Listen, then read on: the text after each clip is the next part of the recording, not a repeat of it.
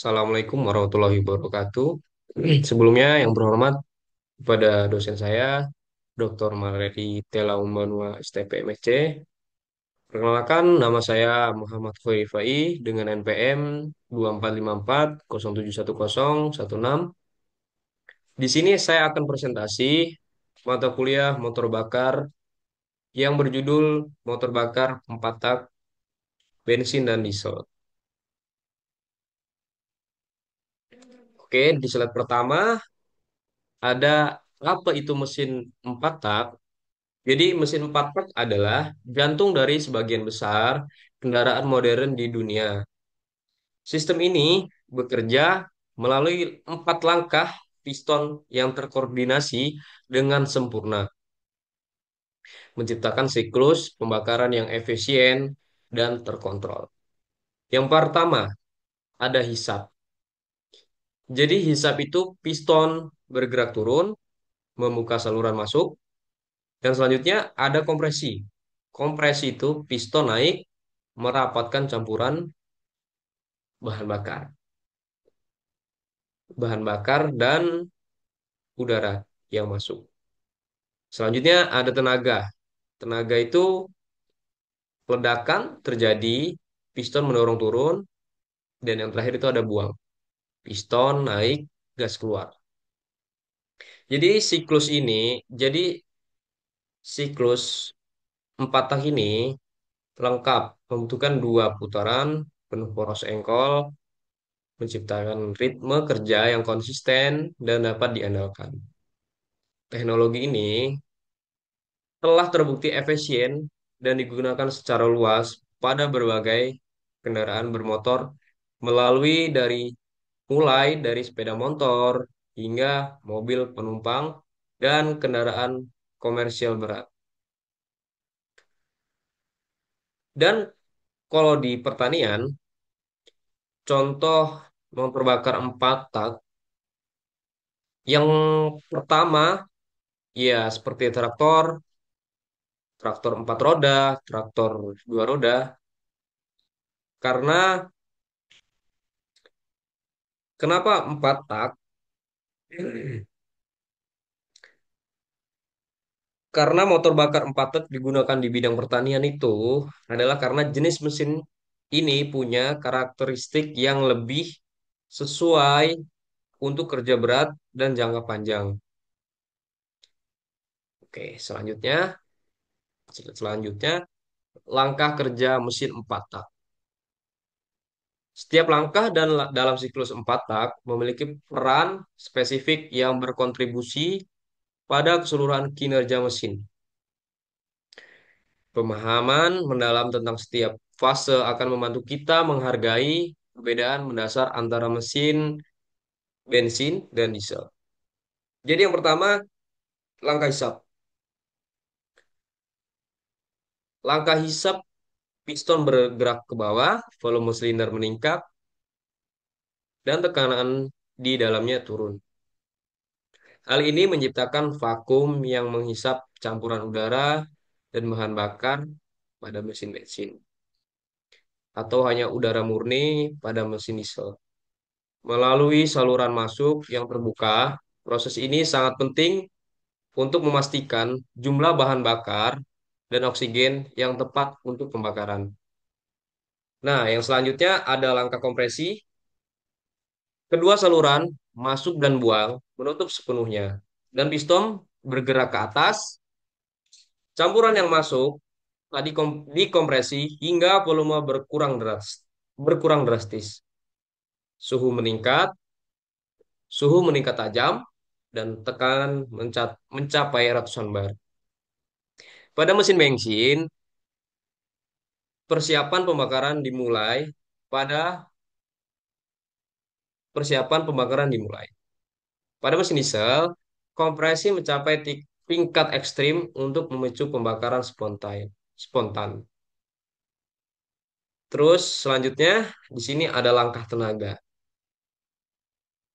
Langkah ten- inilah langkah yang menghasilkan tenaga aktual mesin.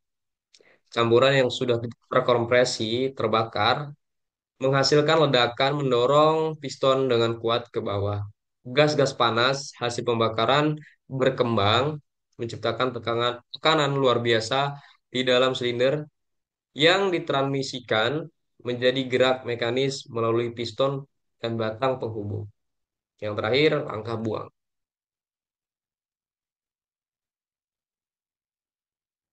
Langkah buang. Di sini piston bergerak ke atas lagi setelah mencapai titik bawah dan saluran buang dibuka. Gas sisa pembakaran yang sudah memiliki energi untuk memberi tenaga dikeluarkan melalui silinder menuju sistem knalpot. Saluran masuk tetap tertutup selama fase ini memastikan tidak ada campuran baru yang terhisap keluar. Oke, selanjutnya, slide selanjutnya. Ya, di sini mesin bensin 4 tak, prinsip dan pembakaran.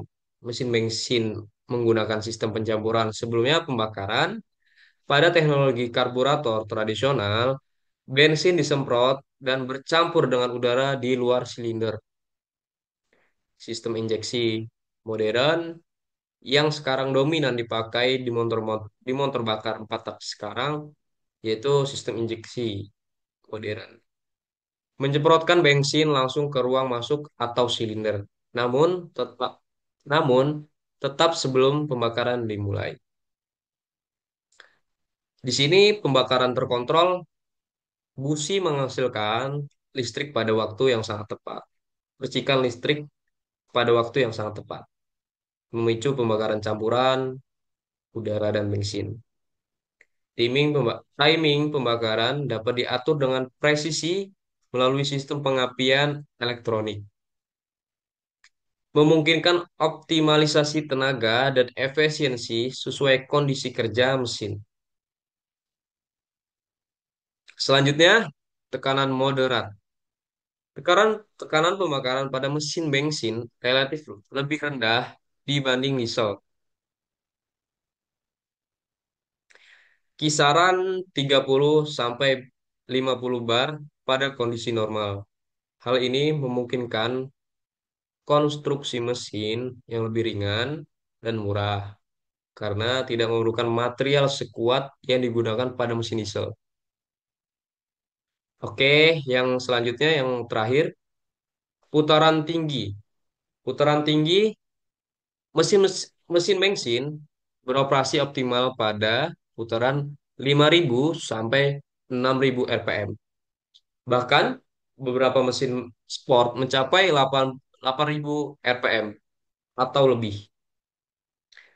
Kecepatan putaran tinggi, kecepatan putaran tinggi ini menghasilkan tenaga per satuan volume silinder, power density yang besar, menjadikan mesin bensin responsif dan gesit. Oke, selanjutnya mesin diesel 4 tak. Ya, di slide ini kita masuk ke mesin diesel 4 tak. Prinsip dan pembakaran.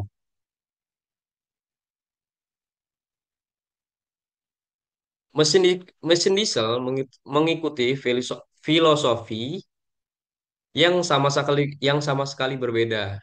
Pembakaran melalui panas kompresi, hanya udara murni yang dihisap dan kompresi hingga tingkat ekstrim.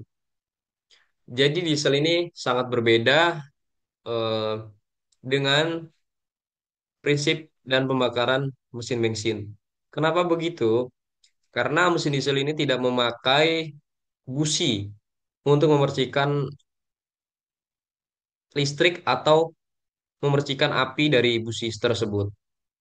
Jadi mesin diesel ini dia untuk eh, meledakkan cara kerjanya hanya dengan udara murni yang dihisap dan dikompresi hingga tingkat ekstrim sampai menciptakan suhu mencapai 600 sampai 900 derajat Celcius. Pada saat itulah bahan bakar diesel disemprotkan langsung ke ruang bakar dan menyala secara spontan tanpa membutuhkan busi. Di sini injeksi langsung. Sistem injeksi diesel modern common rail menyemprotkan bahan bakar dengan tekanan sangat tinggi hingga 2000 bar menciptakan atomisasi sempurna. Timing dan durasi penyemprotan dapat dikontrol dengan akurat menggunakan komputer mesin, memungkinkan optimalisasi pembakaran dan setiap kondisi operasi. Selanjutnya, selanjutnya di sini tekanan ekstrim. Ya, di sini rasio kompresi diesel mencapai 16:1 hingga 24:1, jauh lebih tinggi dari bensin 8:1 hingga 12:1. Tekanan pembakaran mencapai 100 hingga 200 bar, menghasilkan kekuatan ledakan yang sangat besar yang harus ditahan oleh blok mesin yang lebih kokoh dan material berkualitas tinggi. Yang terakhir, putaran optimal rendah. Mesin diesel optimal beroperasi pada 2000 sampai 5000 rpm, jauh lebih rendah dari bensin. Namun, karakteristik penting adalah torsi besar yang dihasilkan, terutama pada rpm rendah hingga menengah. Ini membuat diesel ideal untuk mengangkat beban berat dan konsumsi bahan bakar lebih hemat karena efisiensi termis lebih tinggi. Nah, di sini kenapa rata-rata eh, alat-alat seperti bukan alat eh, transportasi buat pertanian, contohnya seperti traktor, itu kenapa pakai diesel? Jadi kenapa pakai diesel? Karena ini masih sama kayak yang dijelasin putaran optimal rendah di diesel. Karena mesin diesel itu mampu mengangkat beban berat dan konsumsi bahan bakarnya lebih rendah daripada bensin karena efensi- ef- efisiensinya termis lebih tinggi. Oke, selanjutnya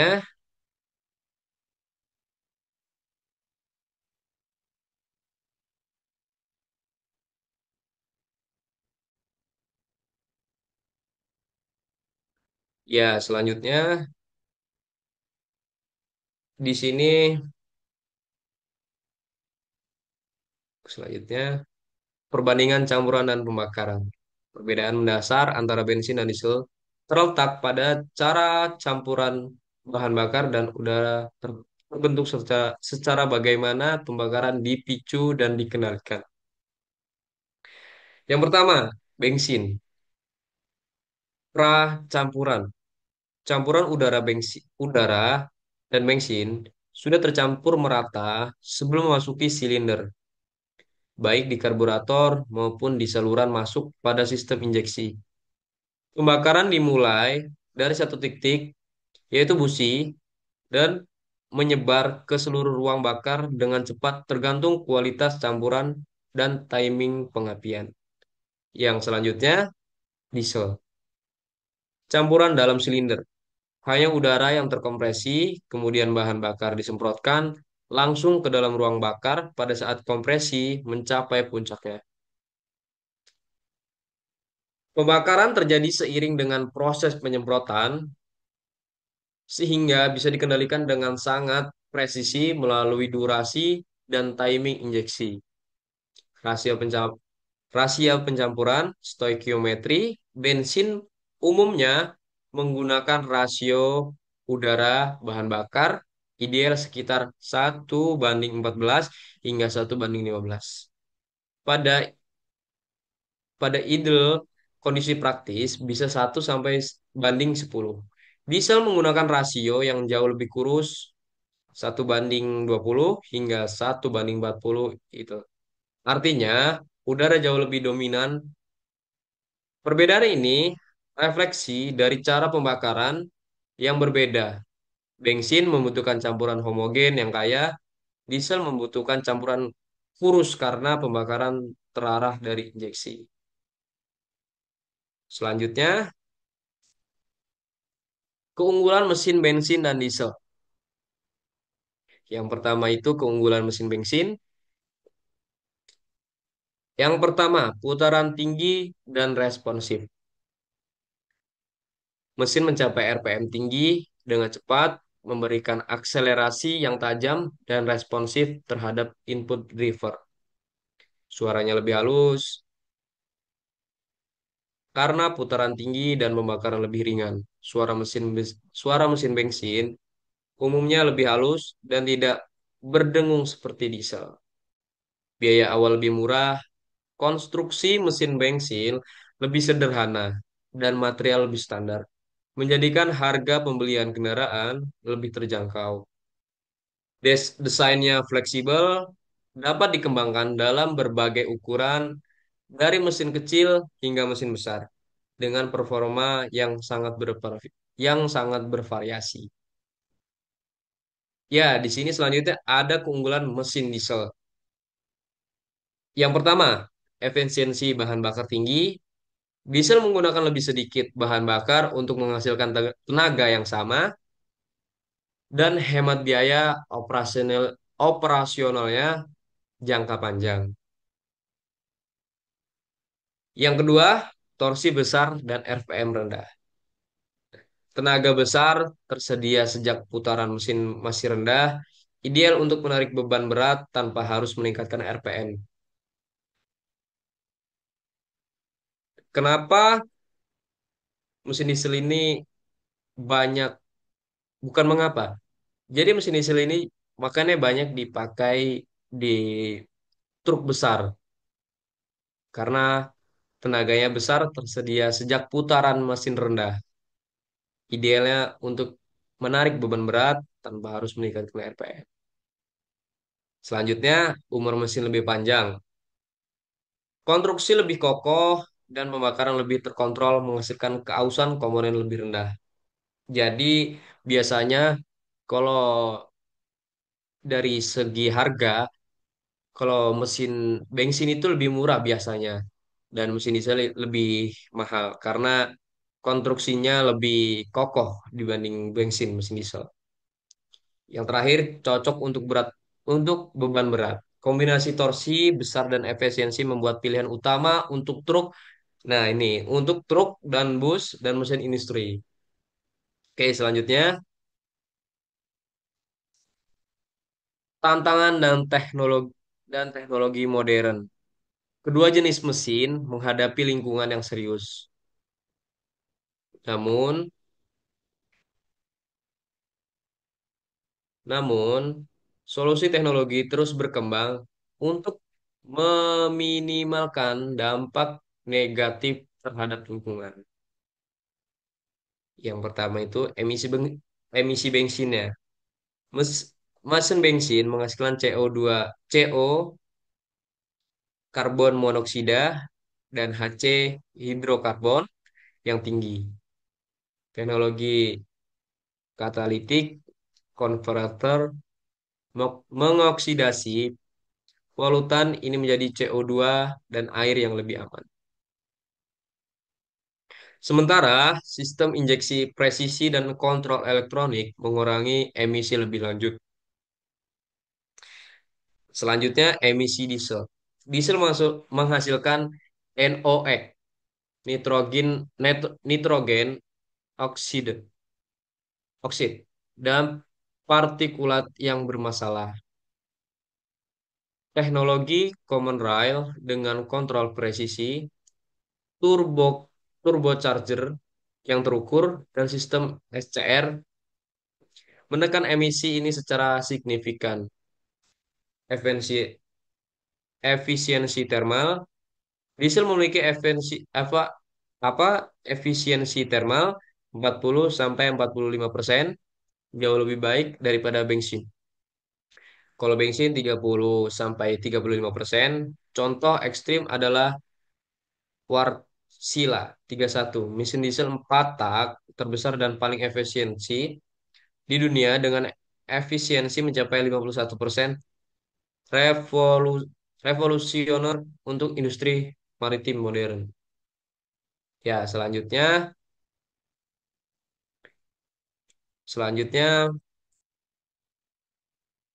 sorry, sorry.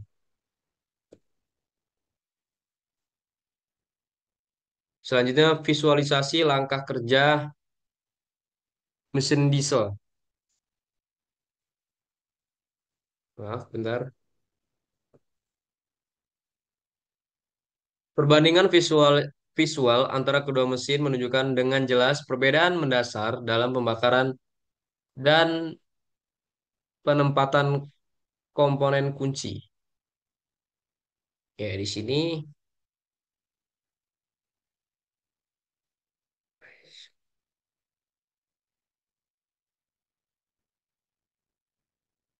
di sini.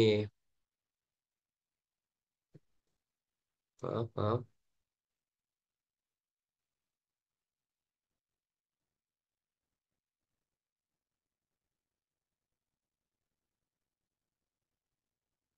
Ini ada.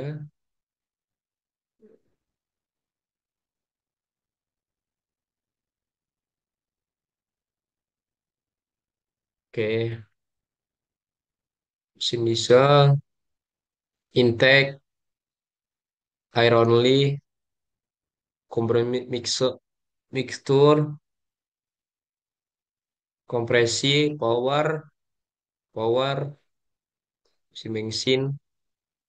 Selanjutnya, kesimpulannya,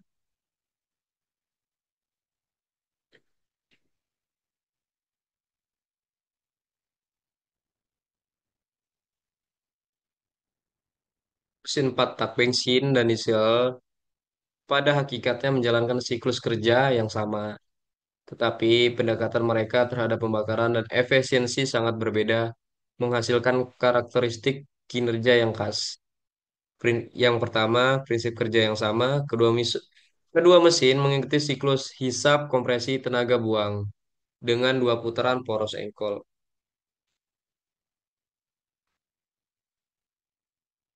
Perbedaan terletak pada metode pembakaran, bukan pada struktur dasar siklus. Yang kedua, pilih bensin untuk kecepatan dan respon.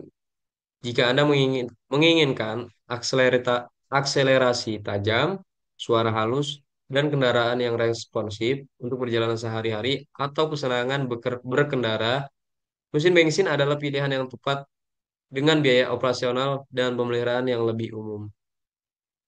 Yang ketiga, pilih dis pilih diesel untuk efisiensi dan torsi. Biasanya kalau mau milih diesel itu buat satu buat eh, ngangkat-ngangkat barang berat seperti traktor, truk. Di sini untuk kebutuhan mengangkut beban berat, perjalanan jauh, jarak jauh, atau penggunaan komersial di mana penghematan bahan bakar krusial. Diesel menawarkan efisiensi superior dan torsi besar dengan umur mesin lebih panjang.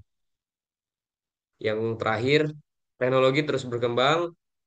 Inovasi dalam injeksi bahan bakar, turbocharging, hybrid system, dan sistem pemanenan emisi terus mengatasi kelemahan masing-masing mesin, membuat keduanya semakin efisien dan ramah lingkungan untuk generasi mendatang.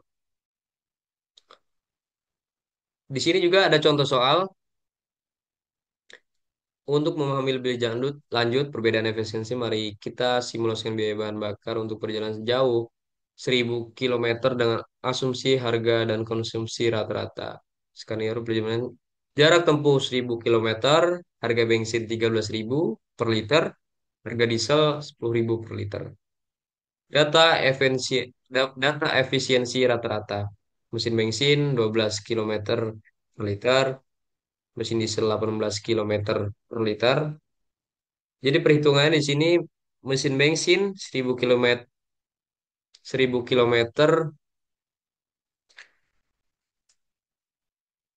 atau per 12 km per liter sama dengan 13.000 per liter. Dan hasil akhirnya jadi 1 juta.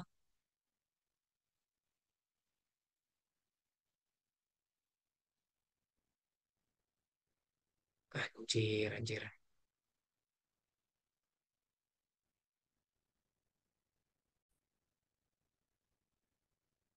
Ya, jadi sih di sini contoh soal perhitungan dasar. Di sini ada skenario perjalanan 1.000 kilometer.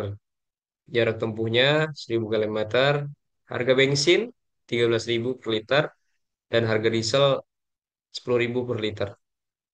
Data efisiensi rata-rata mesin bensin 12 kilometer per liter, mesin diesel 18 kilometer per liter.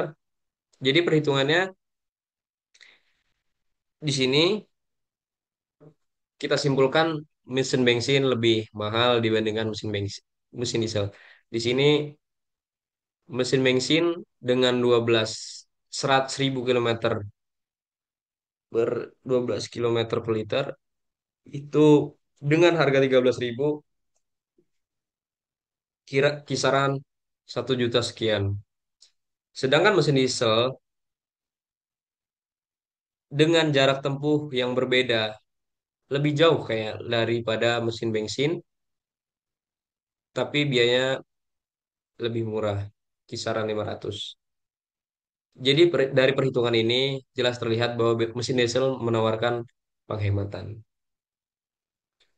Selanjutnya, oh, udah habis.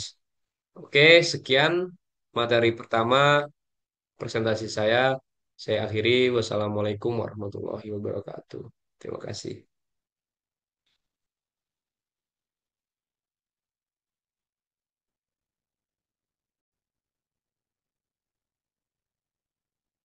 Assalamualaikum warahmatullahi wabarakatuh. Perkenalkan, nama saya Muhammad Rifai.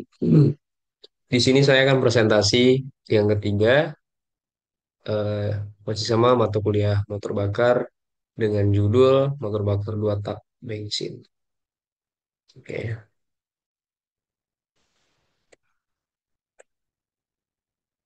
Ya, yang selanjutnya, apa itu mesin motor dua tak? Mesin dua, mesin motor dua tak adalah mesin pembakar internal yang menyelesaikan satu siklus kerja lengkap yang hanya dalam dua langkah piston, langkah kompresi dan langkah tenaga. Ini berbeda dengan mesin empat tak yang memerlukan 4 langkah untuk menyelesaikan satu siklus.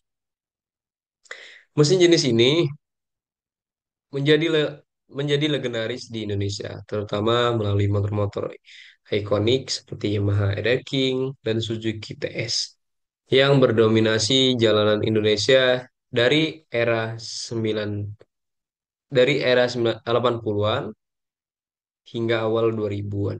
Mesin dua tak dikenal karena karakteristik yang unik, ringan, bertenaga, spontan dengan respon cepat. Namun memiliki konsumsi bahan bakar yang lebih tinggi dan emisi gas buang lebih besar dibandingkan mesin empat tak modern. Jadi keunggulannya yang pertama ringan, desain sederhana, jumlah komponen lebih sedikit. Yang kedua bertenaga.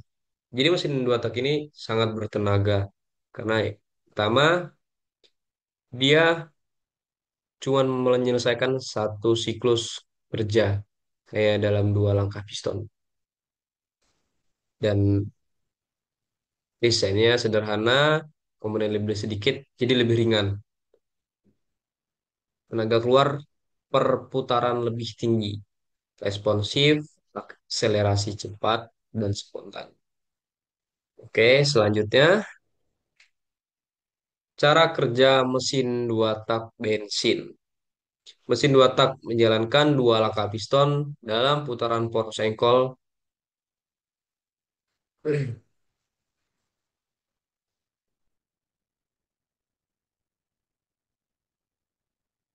Yang pertama, langkah ekspansi tenaga. Piston bergerak dari titik mati atas atau tem A menunjuk titik mati bawah TMB. Dalam pergerakan ini, piston menekan ruang bilas dan membuka lubang buang serta lubang transfer. Gas pembakaran yang masih panas keluar melalui lubang sambil campuran segar masuk melalui lubang transfer untuk membilas ruang bakar. Yang kedua, langkah kompresi. Piston bergerak kembali dari TMB ke TMA, menutup lubang buang dengan lubang transfer. Campuran bahan bakar, udara, dan oli samping terkompresi di ruang bakar dengan tekanan tinggi. Saat piston mencapai TMA, busi memantik busi memantik api, menyalakan campuran yang sudah terkompresi, terjadi pembakaran eksplosif, piston terdorong kuat ke bawah, siklus dimulai lagi. Seperti itu, berulang-ulang siklusnya. Setiap satu putaran poros engkol menghasilkan satu ledakan atau tenaga, berbeda dengan mesin 4 tak yang memerlukan dua putaran untuk satu tenaga. Selanjutnya, perbedaan utama mesin 2 tak dan 4 tak. Yang kita lihat aspek-aspeknya, langkah piston, kalau mesin 2 tak itu dua langkah per siklus, sedangkan mesin 4 tak 4 langkah per siklus. Dari tenaga, mesin 2 tak satu tenaga per putaran, mesin 4 tak satu tenaga tiap dua putaran. Aspek yang ketiga, tenaga atau cc lebih tinggi bertenaga yang 2 tak. Mesin 4 tak lebih rendah tapi lebih efisien. Konsumsi bahan bakar yang 2 tak itu lebih dominan boros, sedangkan 4 tak lebih hemat. Aspek yang kelima, emisi. Mesin 2 tak tinggi dan berbau karena dia memakai oli samping, sedangkan mesin 4 tak rendah dan ramah lingkungan. Yang ke pelumasan. Pelumasan mesin 2 tak oli tercampur dengan bensin.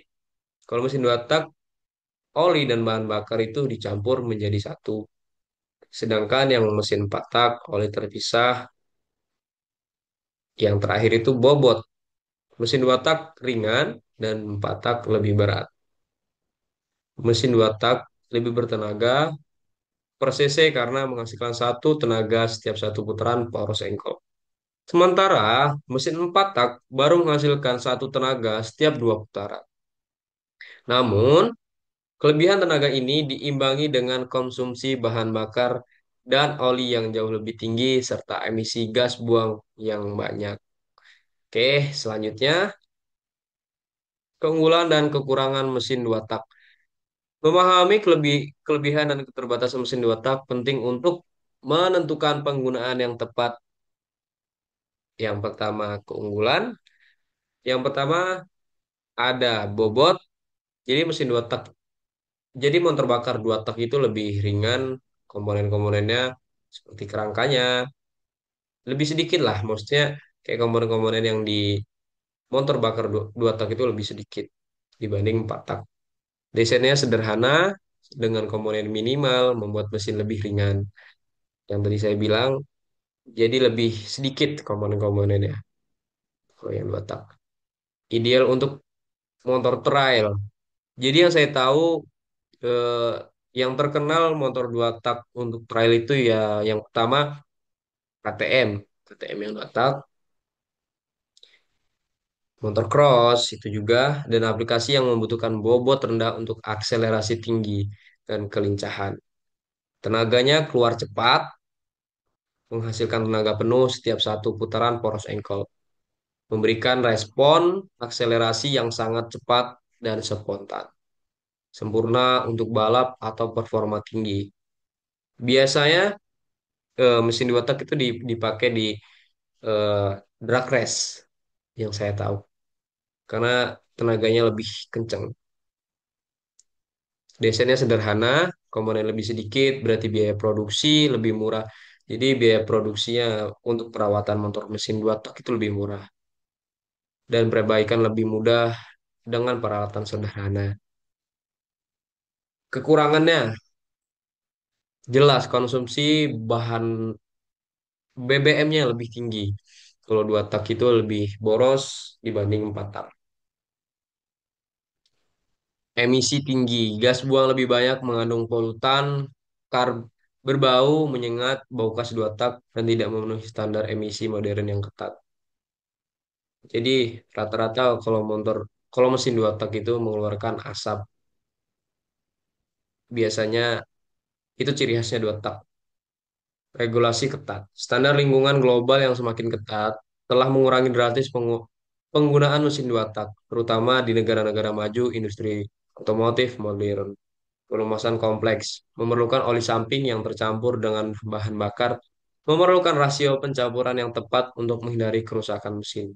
Jadi kalau misalnya oli sampingnya tidak terisi atau tinggal sedikit, biasanya mesin dua tak itu rentan rusak jika atau sampai telat aja ngisi oli samping itu rawan banget rusak mesin dua tak. Oke, yang selanjutnya. Jadi di sini ada perhitungan.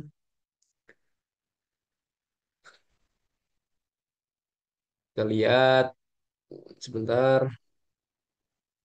Kapasitas mesin atau dis, displacement diukur dalam satuan cc kubik centimeter atau ml. Ini adalah volume total ruang bakar yang ditempati oleh semua piston dalam satu siklus kerja lengkap.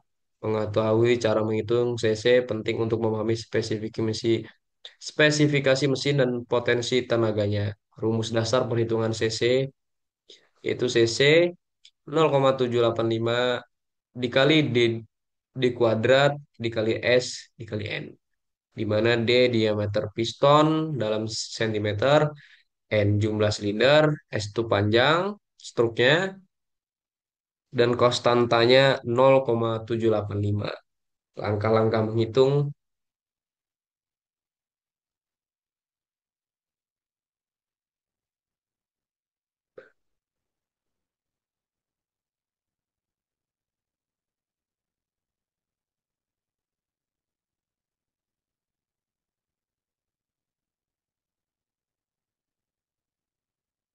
ya langkah-langkah menghitung yang pertama itu ukur atau identifikasi diameter piston dalam milimeter, kemudian konversi ke sentimeter dengan membagi 10.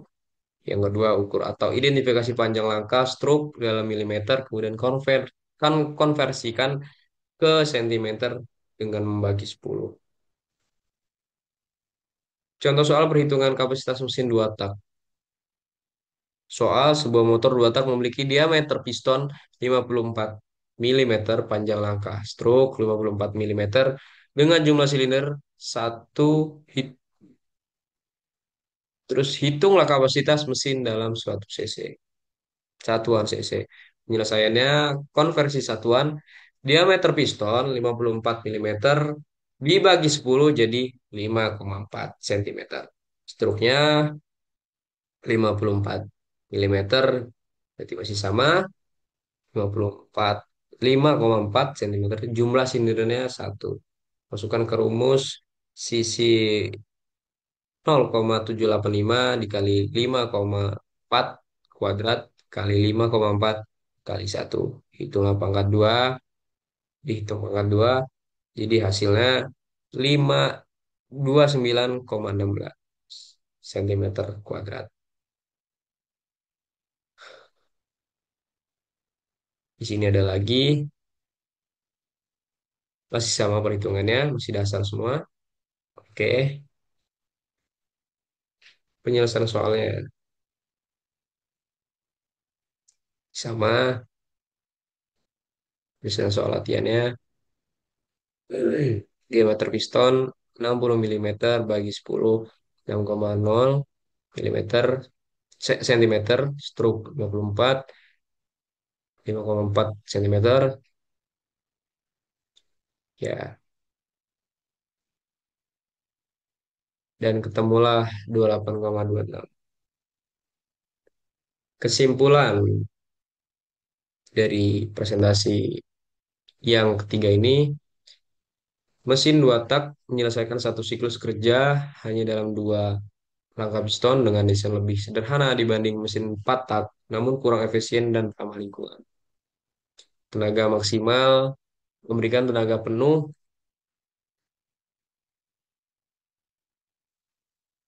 memberikan tenaga penuh setiap satu putaran poros engkol menghasilkan performa yang sangat responsif dan akselerasi cepat yang menjadi keunggulan utamanya. Perhitungan CC memahami rumus perhitungan kapasitas mesin. CC penting untuk mengenal spesifikasi teknis motor dan potensi tenaga dalam aplikasi praktis. Aplikasi praktis, pengetahuan tentang mesin dua tak sangat berguna untuk perawatan, modifikasi, dan pemahaman mendalam tentang performa motor sayangan Anda. Jadi di sini ada rekomendasi pembelajaran lanjutan, terus eksplorasi tentang mesin modern yang lebih ramah lingkungan seperti mesin patak dan sistem injeksi elektronik dan teknologi hybrid.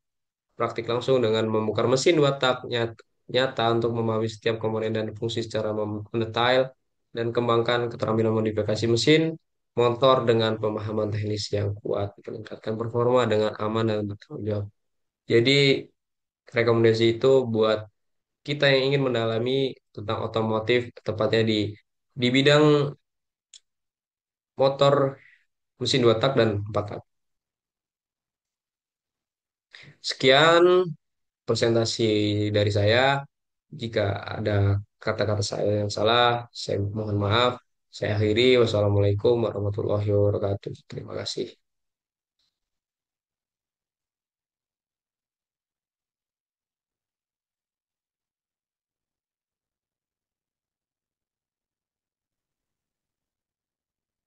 Assalamualaikum warahmatullahi wabarakatuh. Perkenalkan, perkenalkan, nama saya Muhammad Khairi Fai dengan NPM 2454071016. Di sini saya akan presentasi mata kuliah motor bakar yang kedua yang berjudul penyaluran bahan bakar pada mesin bensin dan diesel. Oke, di slide selanjutnya, bentar. Di sini sistem penyaluran bahan bakar pada mesin bensin, karburator, dan injeksi. Mesin bensin menggunakan dua mode utama untuk menyalurkan dan mencampurkan bahan bakar dengan udara sebelum masuk ke ruang bakar, ke ruang pembakaran. Masing-masing metode memiliki keunggulan dan kelemahan yang berbeda. Yang pertama, ada sistem karburator mencampur bensin dan udara secara mekanis menggunakan prinsip Venturi mengandalkan kevakuman mesin untuk menyedot bahan bakar. Desain sederhana dengan komponen minimal membuat sistem ini murah dan mudah diperbaiki. Di sini juga ada prinsip Venturi untuk pencampuran.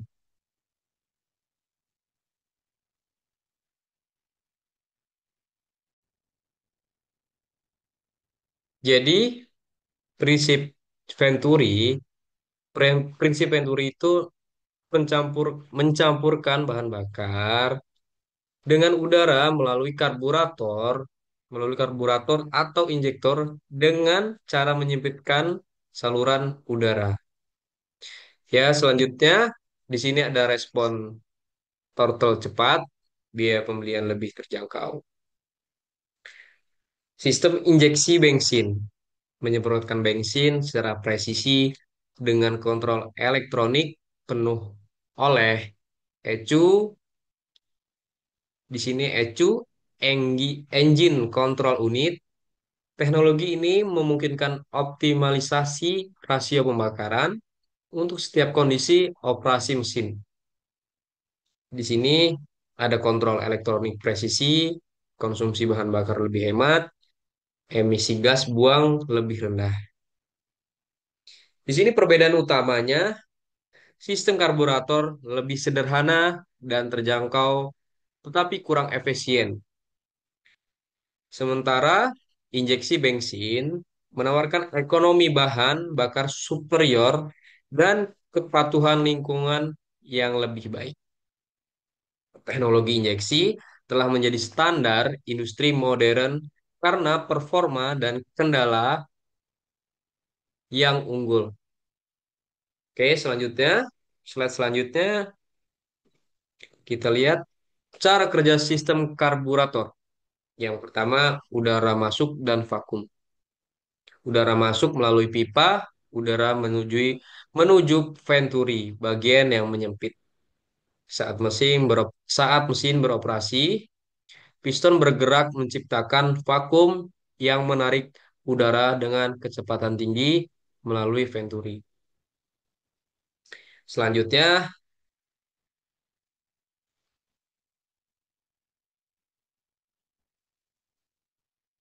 selanjutnya, penurunan tekanan dan ekstraksi bensin.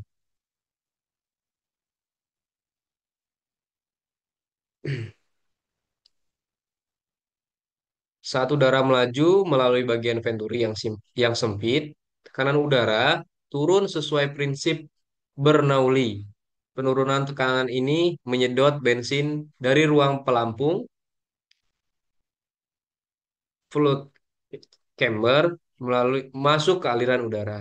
Selanjutnya, pencampuran dan atomisasi. Bensin bercampur dengan udara dalam aliran venturi membentuk kabut halus,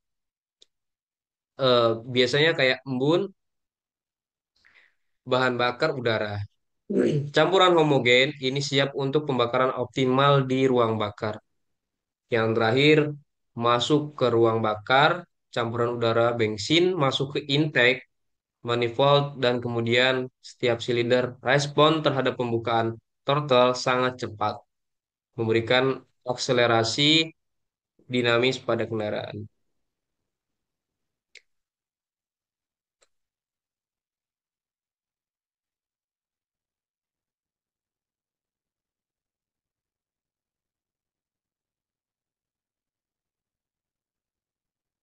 Di sini ya ada catatan penting. Meskipun sistem karburator memberikan respon gas yang cepat dan permainan mesin yang menantang, konsumsi bahan bakar cenderung lebih boros dibanding injeksi modern. Karburator juga lebih sensitif terhadap perubahan cuaca dan ketinggian lokasi. Ya, selanjutnya di sini cara kerja sistem injeksi bensin. Setelah karburator, sekarang injeksi bensin. Sistem injeksi bensin merupakan evolusi teknologi yang menggabungkan komponen elektronik canggih untuk mengoptimalkan pembakaran mesin, kontrol presisi, memungkinkan efisiensi, dan emisi minimal. Ya, yang pertama di sini pengumpulan data sensor, sensor-sensor di seluruh mesin, MAF, MAP, TPS, O2, mengirimkan data real time tentang kondisi operasi mesin ke ECU. Data mencakup debit, udara, tekanan, manifold, posisi throttle, dan komposisi gas buang. Yang kedua, pemrosesan oleh ECU.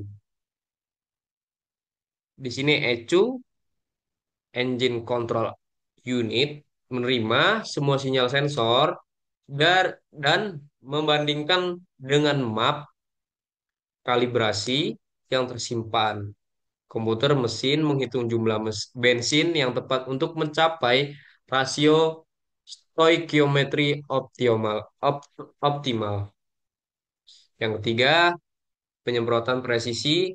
Injektor bensin menerima sinyal elektrik dari ECU dan menyemprotkan bensin secara langsung ke intake manifold atau ruang bakar dengan tekanan tinggi sampai 30 sampai 100 bar. Waktu penyemprotan diatur hingga 1000 detik. Yang terakhir, pembakaran optimal. Bensin dicampur sempurna dengan ruang bakar, menciptakan pembakaran yang efisien. Hasilnya, tenaga mesin meningkat, konsumsi bahan bakar lebih hemat, dan emisi gas buang berkurang drastis. Di sini juga ada keuntungan utamanya menggunakan sistem injeksi bensin. Sistem injeksi bensin memberikan performa superior, efisiensi bahan bakar, sampai 15 sampai 30% lebih baik dari karburator. Emisi polutan berkurang hingga 90% dan adaptasi otomatis terhadap berbagai kondisi operasi. Oke, yang selanjutnya,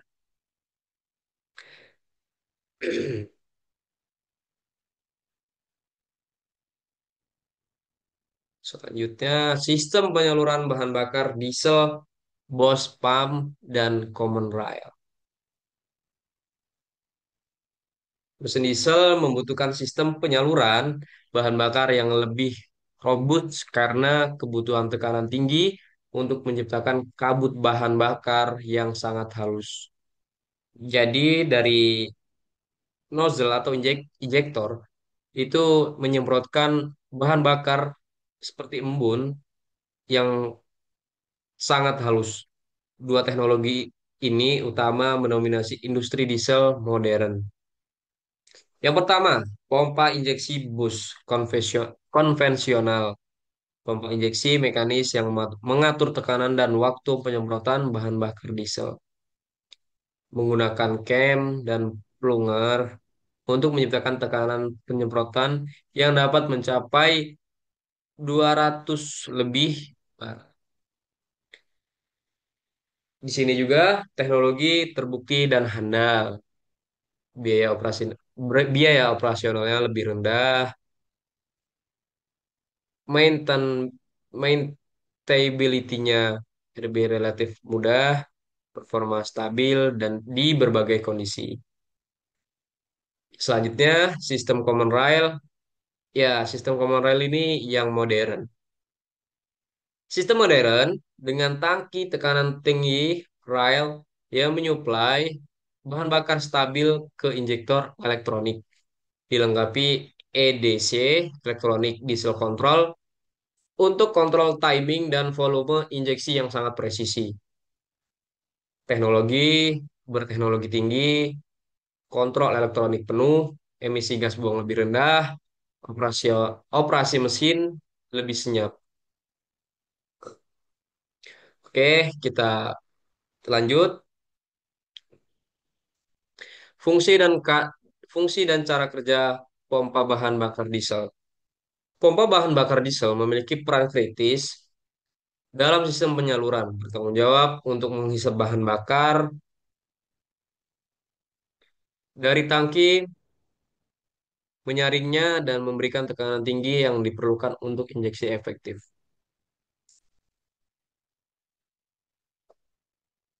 Ya, di sini yang pertama isapan dari tangki. Pompa menghisap bahan bakar diesel dari tangki melalui saringan kasar, yaitu strainer. Aliran ini memastikan suplai bahan bakar kontinu ke sistem injeksi. Selanjutnya, penyaringan. Bahan bakar melewati filter halus, fuel, full filter untuk menghilangkan partikel kontaminan. Penyaringan kualitas. Kontaminan ini artinya penyaringan partikel-partikel yang sudah terkontaminasi dari luar. Penyaringan kualitas tinggi mencegah kerusakan injektor presisi. Jadi gunanya itu buat menyaring partikel-partikel yang sudah terkontaminasi sehingga sudah terkom sehingga disaring supaya injektor ini lebih awet. Selanjutnya, distribusi. ke injektor. Bahan bakar bertekanan tinggi disalurkan ke masing-masing injektor dengan timing presisi. Sistem kontrol mekanis atau elektronik mengatur waktu injeksi sesuai kondisi mesin. Yang terakhir, penciptaan tekanan pompa inline atau distributor pengkompresi bahan bakar menciptakan tekanan tinggi 100 sampai 250 bar. Karena ini memungkinkan menyemprotkan kabut bahan bakar yang sangat halus. Tipe pompa utama, pompa inline untuk mesin besar dan pompa distributor untuk mesin compact. Adalah dua varian utama. Pompa inline memiliki satu plunger untuk setiap silinder, sementara pompa distributor menggunakan satu plunger bersama dengan distributor mekanis. Selanjutnya, keunggulan sistem common rail pada mesin diesel.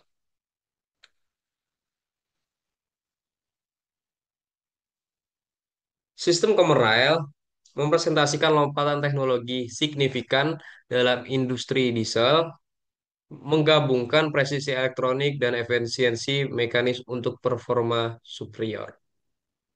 Jadi yang pertama ini ada tekanan stabil dan tinggi. Tangki rel mempertahankan tekanan bahan bakar stabil dari 1.600 sampai 2.000 bar secara konsisten. Tekanan konstan menghasilkan pembakaran lebih efisien. Torsi meningkat dan emisi berkurang drastis dibandingkan sistem konvensional. Oke, selanjutnya kontrol elektronik presisi (EDC). EDC, Electronic Diesel Control, mengatur setiap aspek injeksi, timing, durasi, jumlah jumlah atau volume, dan bahkan injeksi multi tahap pre-injection, pre-injection, main injection, post injection, adaptasi real time terhadap kondisi mesin, mengoptimalkan performa setiap saat. Selanjutnya, maaf,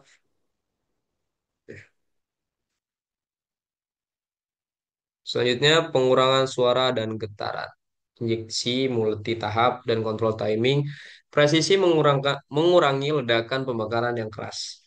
Karena mesin diesel itu lebih cara kerja mesinnya lebih keras dibandingkan cara kerja mesin bensin. Injeksi multitahap dan kontrol timing presisi mengurangi ledakan, pembakaran yang keras. Mesin diesel common rail beroperasi jauh lebih senyap dan semut dibandingkan pompa injeksi konvensional. Selanjutnya, emisi ramah lingkungan, pembakaran yang lebih sempurna dan kontrol presisi mengurangi emisi NOx, partikel matter dan smoke dan asap. Sistem common rail memenuhi standar emisi Euro 6 dan lebih ketat untuk perlindungannya. Oke, selanjutnya tantangan dan perawatan sistem diesel common rail. Meskipun canggih dan efisien, sistem common rail memerlukan perawatan terencana dan perhatian khusus terhadap kualitas bahan bakar untuk memastikan kendaraan jangka panjang dan performa optimal.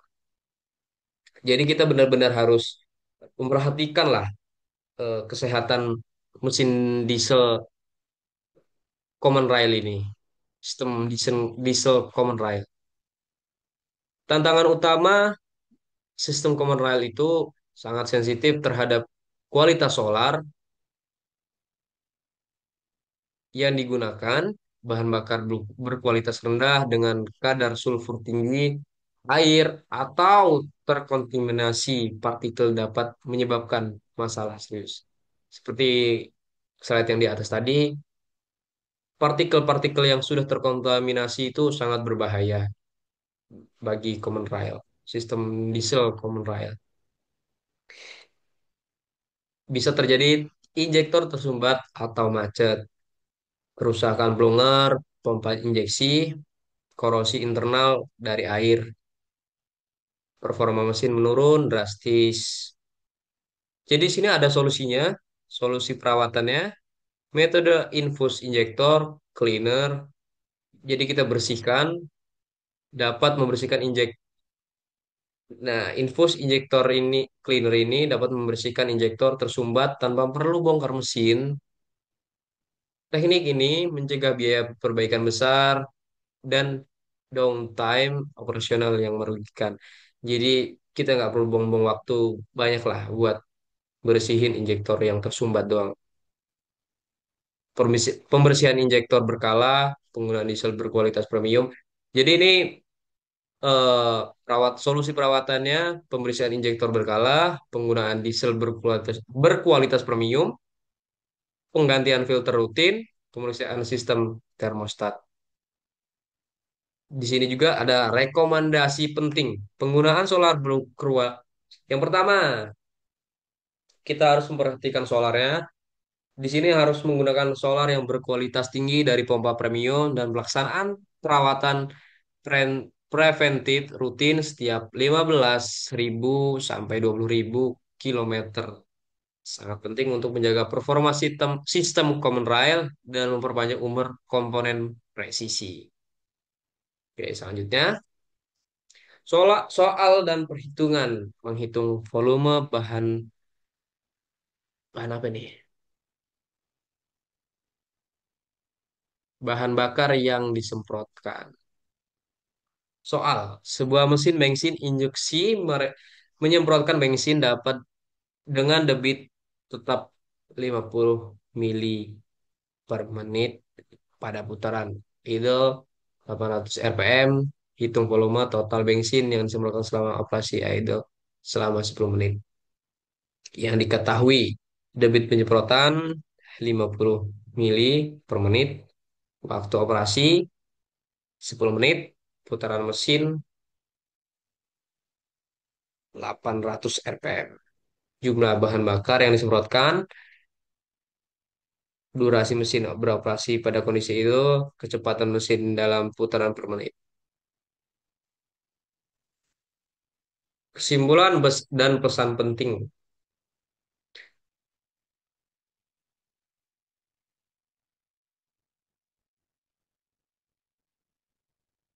Jadi evaluasi sistem penyaluran bahan bakar dari teknologi klasik hingga modern mencerminkan komitmen industri otomotif terhadap efisiensi, performa, dan tanggung jawab lingkungan.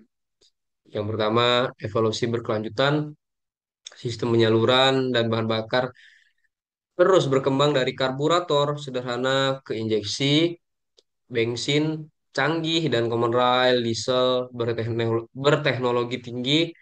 Setiap evaluasi membawa peningkatan signifikan dalam efisiensi dan performa mesin yang terukur.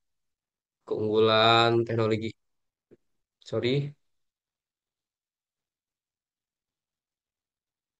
keunggulan teknologi injeksi, baik injeksi bensin maupun common rail diesel, menawarkan efisiensi superior 15 sampai 40% dibanding sistem konvensional, pengurangan emisi hingga 90% dan adaptasi otomatis terhadap berbagai kondisi operasi mesin dan yang dinamis. Yang terakhir, kompetensi teknis dan pemahaman. Pemahaman mendalam tentang metode penyaluran bahan bakar dan perhitungan teknis membantu teknisi dalam diagnostik akurat, maintenance, perencanaan, dan pengambilan keputusan operasional yang menguntungkan jangka panjang.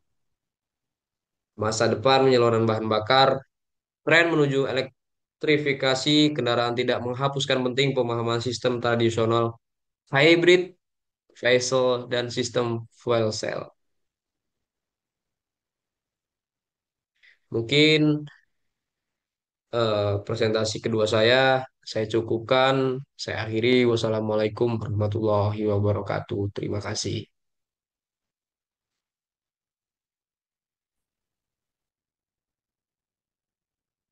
Assalamualaikum warahmatullahi wabarakatuh. Perkenalkan, nama saya Muhammad Ferry Pai, dengan NPM 2454071016. Di sini saya akan presentasi eh, mata kuliah motor bakar dengan judul Sistem Pelumasan dan Sistem Pendinginan Mesin. Oke, lanjut ke slide pertama. Pentingnya sistem pelumasan dan pendinginan.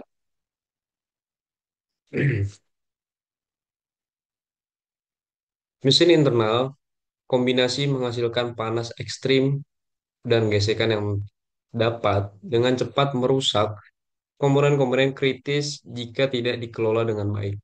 Sistem pelumasan dan pendinginan bekerja sebagai tim yang saling melengkapi untuk menjaga kesehatan mesin secara keseluruhan. Jadi sistem pelumasan dan pendinginan itu sangat penting banget buat mesin. Ya, pertama fungsinya tadi buat mengurangi gesekan antara komponen-komponen yang kritis. Yang pertama, mengurangi gesekan. Pelumasan menciptakan lapisan oli yang memisahkan permukaan logam, mengurangi gesekan langsung dan panas yang dihasilkan dari kontak metalik. Mengontrol suhu, pendinginan memastikan suhu mesin tetap dalam rentang operasional optimal, mencegah overheat, atau panas berlebih yang dapat menyebabkan kerusakan fatal pada komponen. Sinergi sempurna. Kedua, kedua sistem bekerja sinergi. Pelumasan mengurangi panas melalui pengurangan gesekan, sementara pendinginan membuang panas berlebih dari sistem. Oke, selanjutnya komponen utama sistem pelumasan. Sistem pelumasan modern terdiri dari beberapa komponen, komponen integral yang bekerja terkoordinasi untuk memastikan setiap bagian mesin yang bergerak menerima pelumasan yang tepat pada waktu yang tepat. Yang pertama, pompa oli, menghisap oli dari bak oli dan menyalurkan dengan tekanan ke seluruh sistem mesin melalui saluran-saluran khusus. Yang kedua, ada bak oli. Bak oli berfungsi sebagai tangki penampung oli cadangan yang menjaga pasokan oli agar tetap konsisten dan membantu pendinginan oli melalui kontak dengan dinding bak. Yang ketiga, filter oli menyaring partikel kotoran, logam dan kontam dan dari dan kontaminasi lainnya agar oli tetap bersih dan menjaga efektivitas pelumasan. Yang terakhir, empat, saluran dan penyemprot oli yang menyalurkan oli ke bagian-bagian mesin yang paling kritis seperti bantalan, piston, dan gear. Oke, selanjutnya cara kerja sistem pelumasan. Sistem pelumasan bekerja melalui mekanisme yang elegan namun sangat efektif dalam melindungi komponen mesin dari kerusakan akibat gesekan. Yang pertama, pembentukan oil film. Oli membentuk lapisan pelindung tipis oil film di celah-celah kecil antara permukaan mesin yang bergesekan menciptakan penghalang fisik yang memisahkan logam dari logam. Yang kedua, pengurangan gesekan. Lapisan oli ini mengurangi gesekan langsung antar komponen mesin seperti bantalan, bearing, piston, dan dinding silinder hingga capai tingkat yang sangat minimal. Dan terakhir, pembilasan dan pendinginan. Oli yang membilas kotoran, partikel metalik, dan sisa pembakaran dari permukaan komponen sambil secara bersamaan menyerap panas dari area yang bergesekan. Selanjutnya, komponen utama sistem pendinginan. Yang pertama itu radiator, water pump, termostat, dan kipas pendingin. Yang pertama, radiator menurunkan suhu coolant yang telah menyerap panas dari mesin melalui pertukaran panas dengan udara ambien. Jadi radiator itu jangan sembarang mengisi air radiator, lebih tepatnya harus menggunakan coolant karena coolant itu udah udah paling yang bagus karena kalau cuma pakai air kurang efektif pendinginannya. Water pump. Jadi water pump itu memompa coolant secara sirkular ke seluruh sistem pendingin dengan tekanan yang cukup untuk memastikan aliran yang konsisten. Selanjutnya ada termostat, mengatur aliran coolant sesuai dengan suhu mesin, membuka saat suhu tinggi dan menutup saat suhu optimal untuk menjaga efisiensi operasionalnya. Yang terakhir, kipas pendingin membantu meningkatkan pendinginan radiator saat mesin panas atau kendaraan bergerak lambat dengan meniupkan udara melalui fins radiator. Jadi di sini eh, pendingin itu ada dua, biasanya radiator dan ada biasanya di blok mesin itu ada kayak sirip-sirip itu melalui udara pendingin. Ada yang melalui coolant dan melalui udara. Cara kerja sistem pendinginan.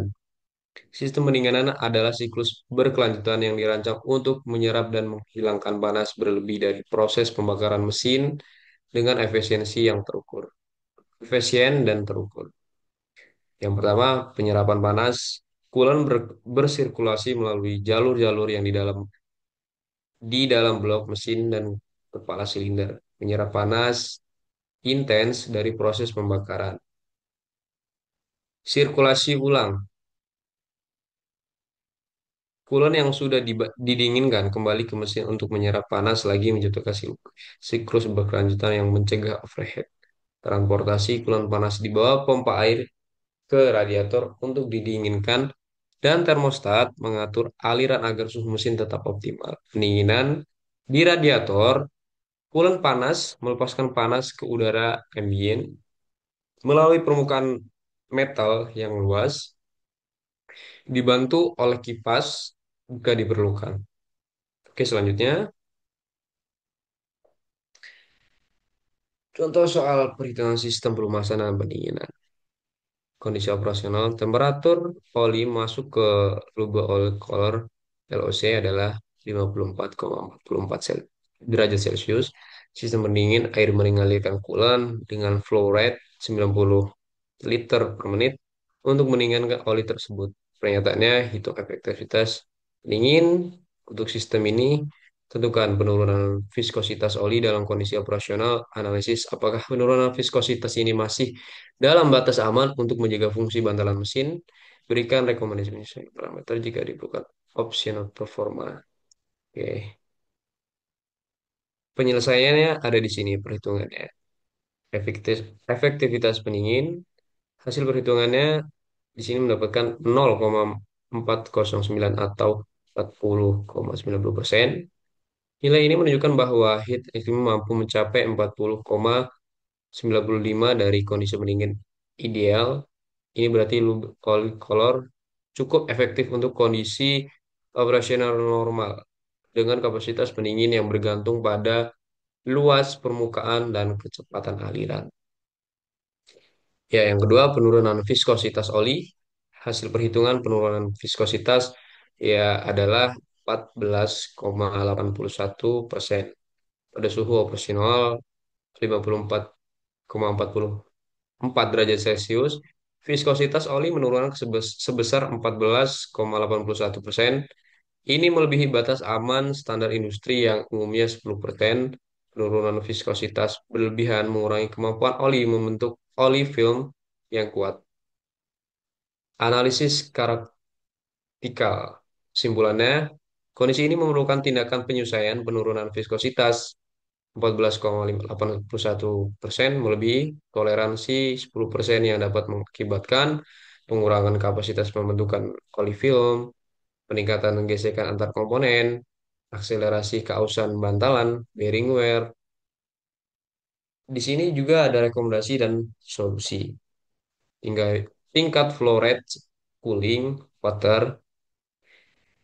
Naikkan flow rate dari 90 liter per menit menjadi 110 sampai 120 liter per menit untuk meningkatkan efektivitas pendinginan dan menurunkan suhu oli keluar kolor. Optimasi grade oli. Gunakan oli dengan grade yang lebih tinggi, misalnya dari SAE 30 menjadi SAE 40, dan mempertahankan viskositas yang lebih baik pada suhu operasional. Monitor suhu inlet, pertahankan suhu inlet LOC di bawah 52 derajat Celcius melalui penyesuaian operasional dan maintenance preventive radiator. Oke, selanjutnya dampak sistem pelumasan dan pendinginan optimal. Mesin bekerja halus dan efisien. Gesekan minimal dan suhu optimal memastikan mesin beroperasi dengan performa maksimal, combus- combustion timing sempurna, dan output power optimal. Umur komponen mesin lebih panjang, pelumasan yang baik mencegah keausan prematur prematur pada bantalan, crankcase, dan komponen bergerak lainnya. Mengurangi, mengurangi resiko kerusakan dan kontrol suhu dan pelumasan yang tepat. Resiko overheating, size, dan kegagalan komponen berkurang drastis hingga praktis diminimalkan. Biaya perawatan dan perbaikan lebih rendah, maintenance-nya lebih efektif, dan downtime berkurang, dan penghematan biaya perbaikan darurat yang mahal dapat diwujudkan. Selanjutnya, jadi kesimpulan dan rekomendasi umum, yang pertama fondasi kendala mesin. Sistem pelumasan dan beringan bukan hanya aksesoris. Keduanya adalah fondasi fundamental yang menentukan reliabilitas dan longevity, longevity seluruh sistem mesin. Jadi sistem pelumasan dan sistem pendinginan itu harus benar-benar diperhatikan karena kalau tidak diperhatikan itu bisa berdampak ke semua komponen-komponen yang ada di mesin. Jadi kita sebagai orang yang tahu pentingnya bahwa sistem pelumasan dan pendinginan harus kita rawat benar-benar karena dampaknya fatal ke mesin yang lainnya.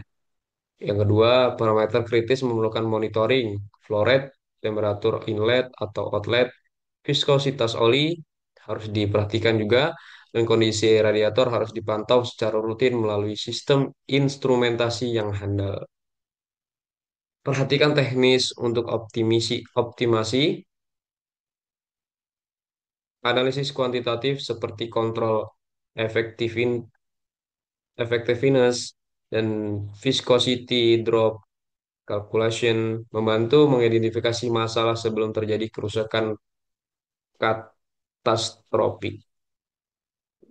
Maintain preventive strategis, jadwal maintenance yang disusun berdasarkan data operasional dan perhitungan teknis akan mengoptimalkan performa sambil meminimalkan biaya total life cycle.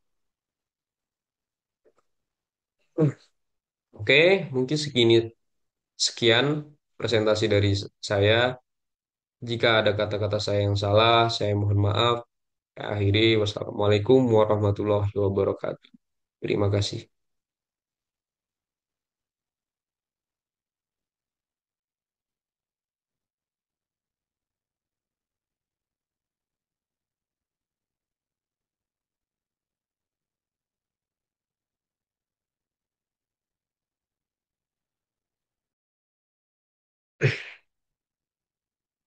Assalamualaikum warahmatullahi wabarakatuh. Perkenalkan, nama saya Muhammad Khairifai dengan NPM 2454071016. Di sini saya akan presentasi mata kuliah motor bakar dengan judul Sistem Kelistrikan pada Motor Bakar. Oke, selanjutnya, apa itu sistem kelistrikan motor bakar? Jadi, sistem kelistrikan motor bakar adalah rangkaian listrik yang membantu motor bekerja secara menyala. seperti menyalakan lampu, klakson, dan terutama sistem pengapian. Jadi sistem kelistrikan motor bakar ini sangat penting banget karena hidup atau mati kalau tidak ada kelistrikan tidak bisa hidup. Tanpa sistem kelistrikan, motor tidak bisa hidup karena tidak ada percikan api untuk membakar bahan bakar. Bayangkan, sistem kelistrikan motor seperti jantung yang memompa darah. Jika jantung berhenti, tubuh tidak bisa bekerja.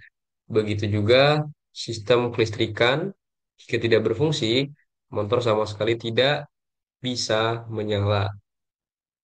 Setiap komponen dalam sistem ini saling berhubung dan bekerja sama menciptakan percikan api yang diperlukan untuk proses pembakaran internal. Ketika Anda mendengarkan suara motor yang halus saat dihidupkan, itu adalah hasil kerja sempurna dari sistem kelistrikan.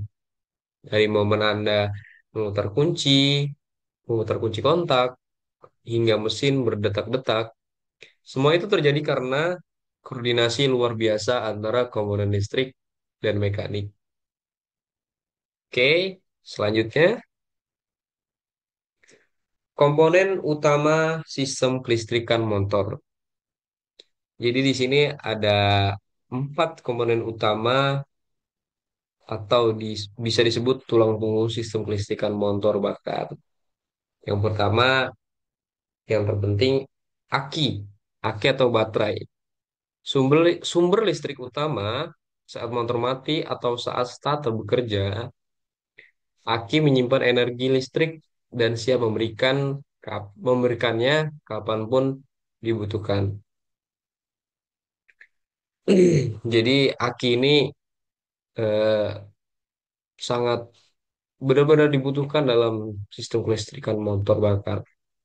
Selanjutnya ada spool atau generator menghasilkan listrik saat mesin hidup dan berputar. Spool bekerja secara kontinu untuk mengisi ulang aki dan memberikan daya sistem kelistrikan lainnya. Koil pengapian. Di sini juga ada koil pengapian mengubah listrik rendah menjadi tegangan tinggi untuk busi. Jadi gunanya spool ini untuk menaikkan eh, listrik yang masuk dari aki melalui sepul. Nanti di sini akan dinaikkan oleh koil pengapian. Koil ini adalah komponen transformator yang sangat penting dalam sistem pengapian. Busi. Nah, di sini ada komponennya. Busi menghasilkan percikan api untuk membakar campuran bahan bakar dan udara di ruang bakar. Bayangkan saja jika tidak ada aki, sepul, dan koil, busi tidak akan memercikan api ke dalam mesin dan tidak jadi ada pembakaran di dalam mesin. Oke, next. Selanjutnya, cara kerja sistem pengapian motor. Di sini proses pengapian motor terjadi dalam urutan yang sangat terukur dan presisi. Yang pertama, kunci kontak diputar.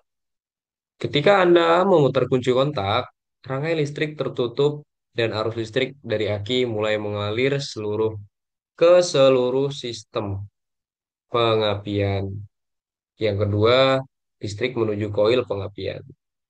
Arus listrik dengan tegangan 12 volt dari aki masuk ke koil pengapian yang memiliki gulungan kawat primer dan sekunder. Yang ketiga, koil menaikkan tegangan.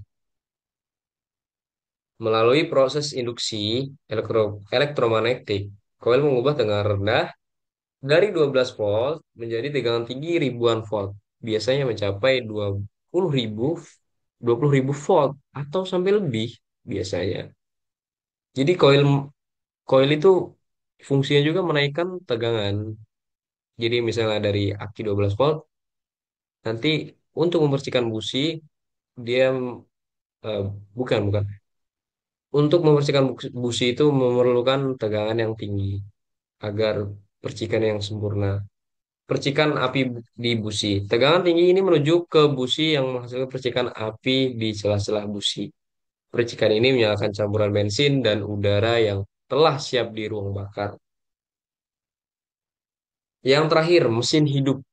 Pembakaran terjadi ketika mesin hidup menghasilkan ledakan kecil yang mendorong piston ke bawah, membuat mesin berputar dan hidup dengan sempurna. Itu siklusnya terus berulang-ulang. Oke, next. Sistem pembangkit listrik dan pengisian aki. Ya, selanjutnya, setelah motor hidup, tugas aki tidak langsung selesai. Ada sistem pembangkit listrik yang bekerja untuk memastikan aki selalu terisi penuh dan siap digunakan. Di sini ada dua peran. Yang pertama, peran dari spool. Spool adalah generator kecil yang terpasang pada poros engkol mesin. Saat mesin berputar, magnet di dalam spool bergerak mengitari kumparan kawat, menciptakan arus listrik bolak-balik atau AC. Arus ini kemudian diubah menjadi arus searah, arus DC, oleh rectifier agar sesuai dengan kebutuhan aki. Spool terus bekerja selama mesin hidup, memastikan suplai listrik yang konsisten ke semua komponen kelistrikan dan mengisi ulang aki sekaligus.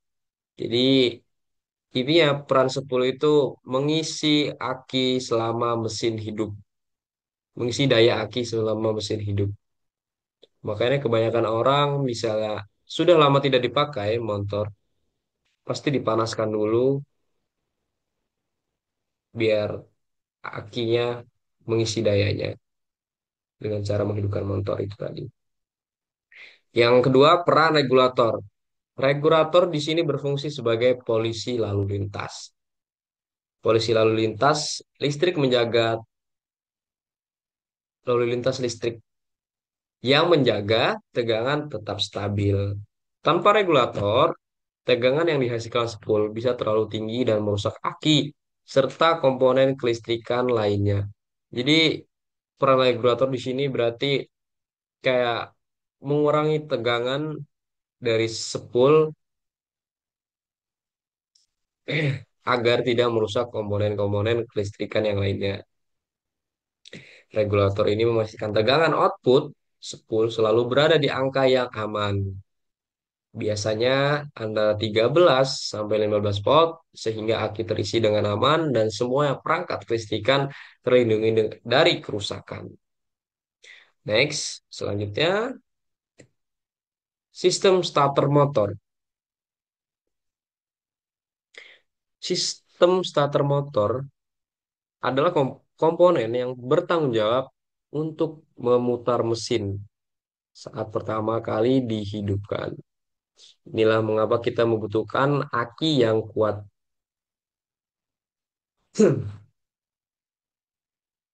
Karena sistem kelistrikan motor itu tidak sedikit komponen-komponennya dan harus membutuhkan aki yang cukup kuat untuk menghidupkan ya, seperti lampu depan, lampu belakang, klakson, membersihkan api itu butuh tegangan yang lumayan kuat. Fungsi starter di sini, starter elektrik mengubah energi listrik dari aki menjadi tenaga mekanik yang kuat. Tenaga mekanik yang kuat berarti dari kelistrikan itu memercikan api menjadi pembakaran, menjadi tenaga mekanik.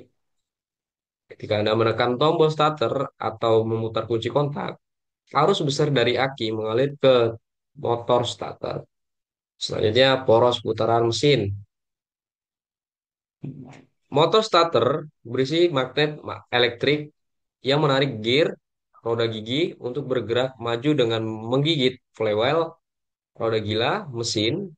Ketika starter aktif, flywheel diputar dengan kuat, pemaksa piston dan komponen mesin lainnya bergerak. Pergantian peran setelah mesin hidup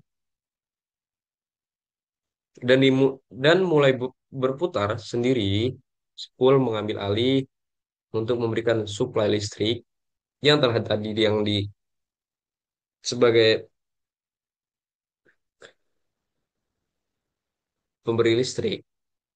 Pada saat ini, starter otomatis mundur dan starter motor berhenti bekerja agar tidak rusak. Oke, selanjutnya contoh soal perhitungan. Jika soal praktis sistem kelistrikan. Soalnya, jika koil pengapian membutuhkan tegangan 12 volt dari aki dan mengubah menjadi 20.000 volt untuk busi, berapa kali lipat? Pertanyaan, berapa kali lipat tegangan yang dinaikkan oleh koil pengapian? Ini adalah soal yang sangat sering ditanyakan dalam pelajaran sistem kelistrikan motor. Oke, kita lihat penyelesaiannya. Jadi di sini ada penjelasan dan perhitungan soalnya. Diketahui tadi tegangan dari aki ada 12 volt dan tegangan output untuk busi tadi ada 20.000 volt. Ditanyakan berapa kali lipat kita menaikkan dari 12 volt ke 20.000 volt. Rumus yang digunakan perbandingan tegangan sama dengan tegangan output dibagi tegangan input. Perbandingannya 20.000 volt dibagi sama 12 volt. Yang hasilnya 166,67. Jawaban, koil pengapian menaikkan tegangan sebesar 1,66,67 atau dapat dibulatkan menjadi sekitar 1,667 kali. Penjelasannya, koil pengapian berfungsi sebagai transformator step up yang mengubah tegangan rendah menjadi tegangan sangat tinggi. Dari 12 volt aki, koil mengubah jadi sekitar 20.000 volt atau lebih tinggi agar busi menghasilkan percikan api yang cukup kuat untuk menyalakan campuran bahan bakar dan udara di ruang bakar mesin. Tanpa peningkatan tegangan ini, percikan api tidak akan cukup untuk membakar bahan bakar secara efektif.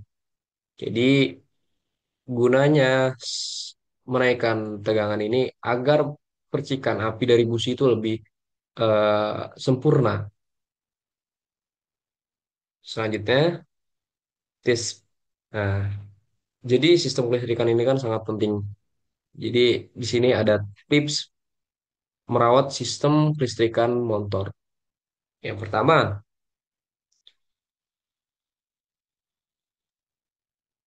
periksa kondisi air. Oh, maaf, maaf. Periksa kondisi aki secara rutin. Aki kan kayak komponen yang paling penting dalam kelistrikan. Jadi kita harus sering-sering kita cek. Aki adalah sumber energi utama sistem kelistrikan. Periksa level air aki. Jika tipe basah, bersihkan terminal aki dari korosi. Kalau tipe basah karena dia sering terkena air, jadi kita harus sering-sering ceknya dari korosi tersebut. Dan pastikan aki tidak tekor. Aki yang tekor tidak hanya membuat motor susah hidup, tetapi juga dapat merusak komponen kelistrikan lainnya. Karena suplai dari aki tidak sempurna, terjadilah kekonsletan ke komponen-komponen yang lainnya. Jadi kita harus rajin-rajin ngecek aki. Selanjutnya, pastikan kabel dan konektor bersih. Kabel yang kotor, berkarat, atau kendor dapat menyebabkan aliran listrik tidak lancar.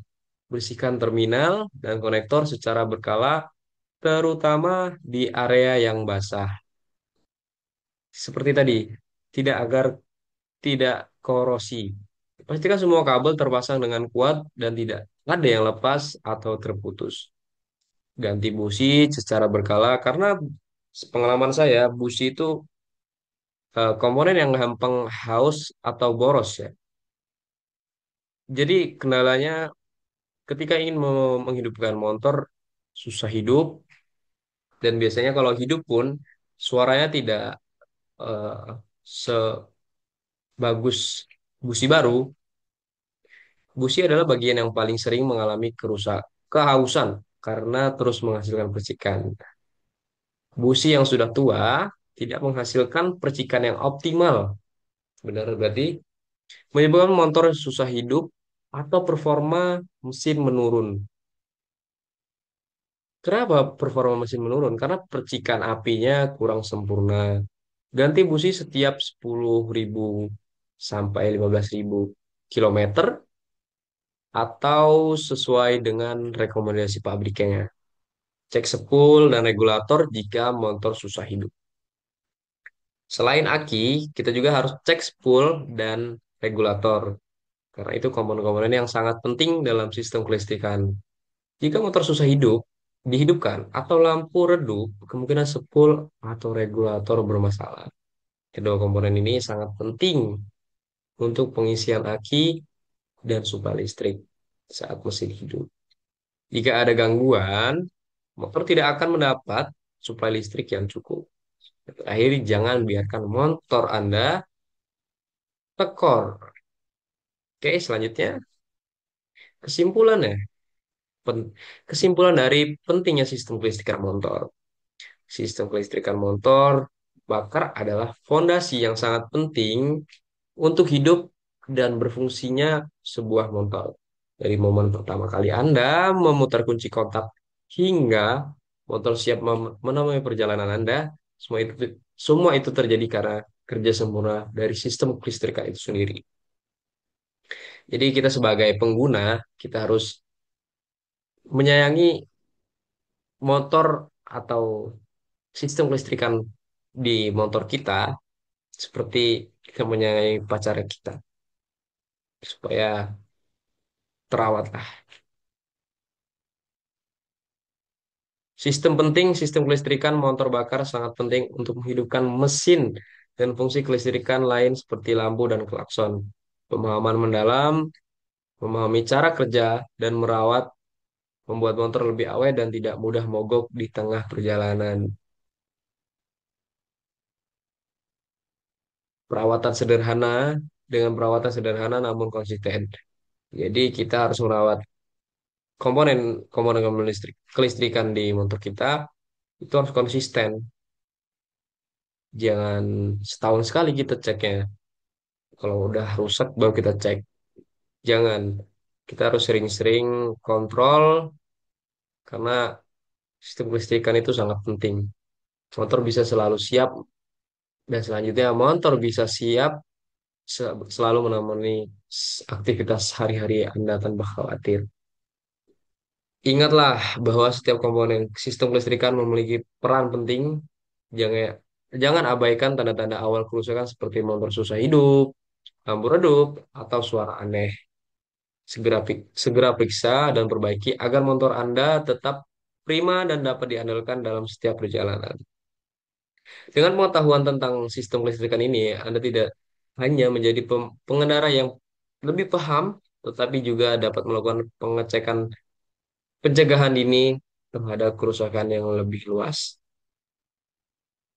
Mungkin sekian presentasi dari saya. Jika ada kata-kata saya yang salah, saya mohon maaf. Saya akhiri. Wassalamualaikum warahmatullahi wabarakatuh. Terima kasih.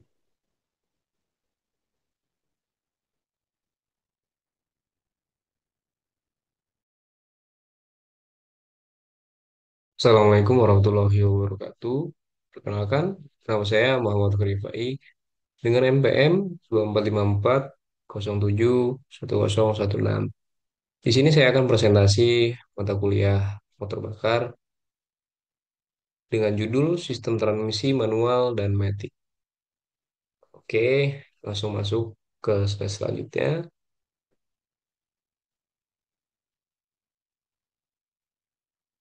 Apa itu sistem transmisi manual?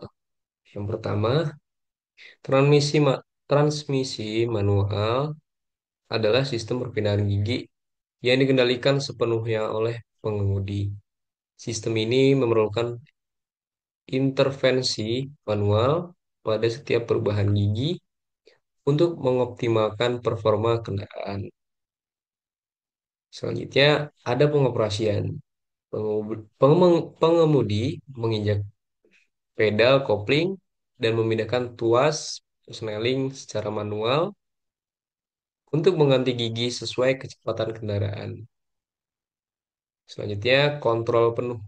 Memberikan kontrol maksimal terhadap perpindahan gigi dan performa mesin. Memungkinkan pengendara menyesuaikan kecepatan dengan presisi gigi, presisi tinggi. Selanjutnya, pedal kopling memutuskan hubungan antara mesin dan transmisi.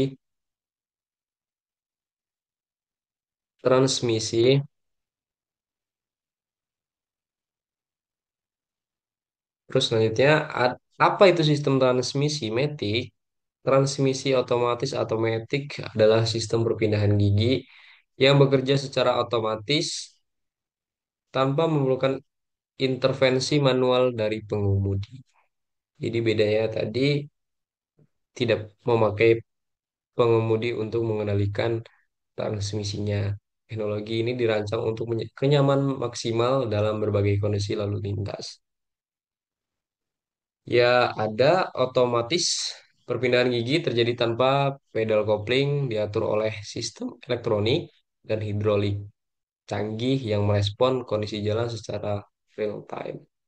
Teknologi canggih menggunakan torque converter dan planeter gear set untuk memastikan transisi gigi yang mulus dan efisien tanpa gangguan saat berkendara. Kenyamanan maksimal.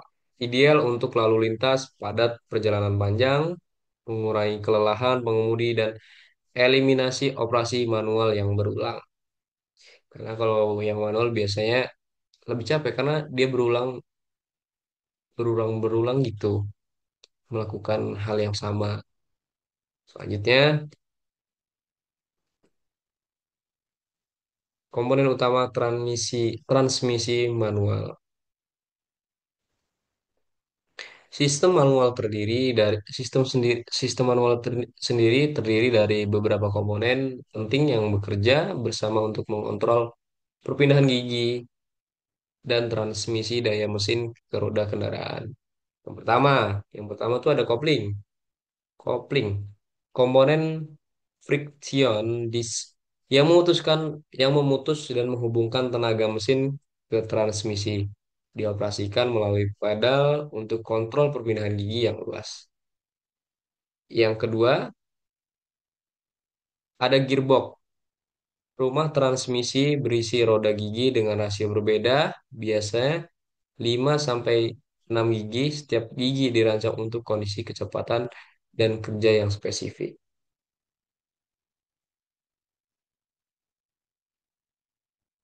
Yang ketiga, tuas persneling. Pengen- Pengendali manual yang memungkinkan pengemudi memilih gigi yang diinginkan. Terletak di tengah ruang kemudi untuk akses mudah dan kontrol presisi. Ya, selanjutnya komponen utama transmisi matic. Sistem otomatis menggunakan komponen-komponen elektronik dan hidrolik yang bekerja secara sinergis untuk memberikan pengalaman berkendara yang halus dan responsif.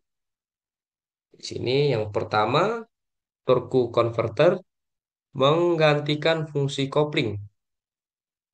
Di manual tadi pakai kopling, di sini tidak pakai kopling. Menggantikan fungsi kopling mekanis pada transmisi manual. Menggunakan cairan transmisi untuk menghubungkan mesin dan transmisi dengan transisi halus tanpa gesekan. Yang kedua, Planeter Gear Set. Sistem roda gigi planet yang mengatur rasio gigi secara otomatis berdasarkan kecepatan kendaraan dan beban mesin. Memungkinkan perpindahan gigi yang cepat dan efisien. Yang terakhir, sistem hidrolik dan valve body. Mengontrol aliran minyak transmisi untuk mengaktifkan Plutus dan Benz yang tepat. Sistem sensor dan komputer menentukan waktu perpindahan gigi yang optimal. Oke, selanjutnya perbedaan pengoperasian manual dan matic. Kedua, sistem transmisi memiliki cara kerja fundamentally berbeda namun mencapai tujuan yang sama, mengalihkan tenaga mesin ke roda secara efisien. Jadi tujuannya sama. Transmisi manual. Operasinya, pengemudi harus menginjak pedal kopling dan memindahkan tuas persneling secara manual setiap kali ingin berubah gigi. Efisiensi BBM lebih hemat bahan bakar karena pengemudi dapat mengoptimalkan RPM mesin sesuai kondisi jalan. Jadi bisa ngatur kecepatan atau tenaga mesin sesuai kopling. Keahlian memerlukan keterampilan dan koordinasi khusus untuk operasi yang smooth. Dan transmisi matic, operasinya sistem otomatis mengawal perpindahan gigi tanpa intervensi pengemudi. Kupilih D, drive, dan biarkan sistem bekerja. Kenyamanan ya, kenyamanan lebih nyaman dan mudah digunakan, terutama untuk pemula atau kondisi macet. Kalau matic tinggal gas. Kemudahan, tidak perlu koordinasi rumit, hanya fokus pada kemudi dan rem, khusus buat matic.